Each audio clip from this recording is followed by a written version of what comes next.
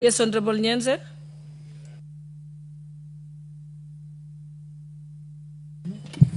Thank you, Honorable Speaker, but I'm not Nyenze, I'm Susan Kiamba from Makueni.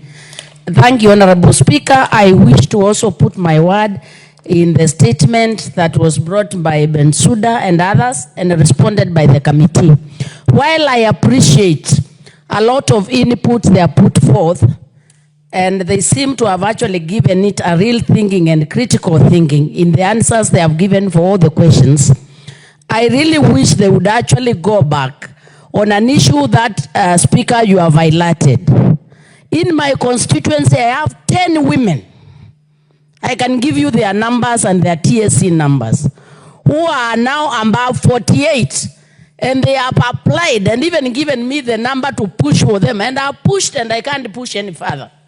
These are mothers who went for training. They have over 15 years trained and they have not been employed. I think the committee should be intentional. The committee should be intentional and ensure that, because teaching is a very specialized training. And when somebody misses the employment, it means that training goes to the West and this country actually loses on that particular person. I would urge the committee in collaboration with the TSC to be very clear. There is no need for a teacher to retire before he or she has worked. I think it's unfair to this country because that is an investment that this country has made on that particular individual. And I think it is very evident. You don't even need to go far. There are people who have graduated 2 years, 1 year, and they are already employed. That disparity is actually worrying.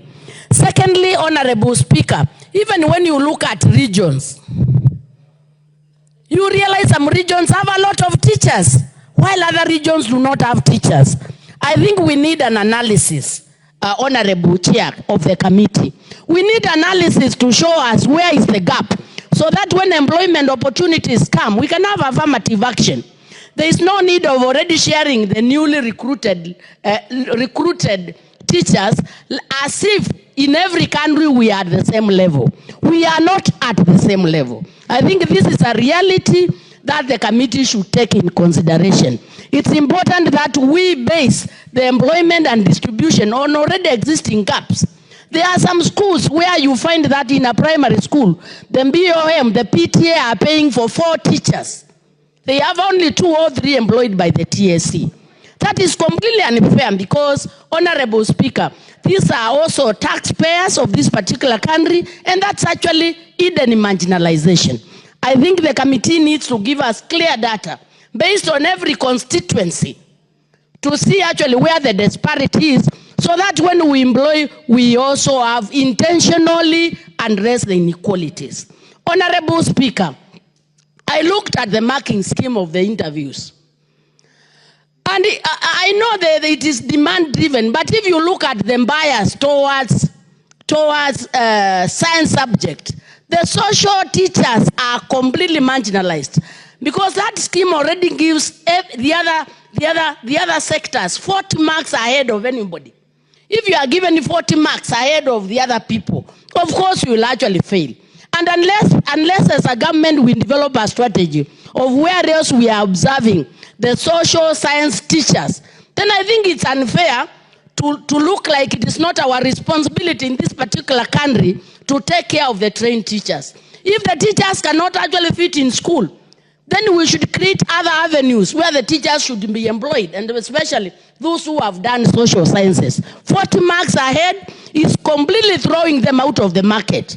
And I think it's not fair for any country to do that, because all those are our people. Honorable Speaker, I think also another thing to check is the issue of the promotion with the teachers. I think this is also having a very big gap. You realize, like in most areas, people are qualified, but they never get promoted. While in other areas, you get the people promoted. I think we need to have a resemblance of equity in this particular country.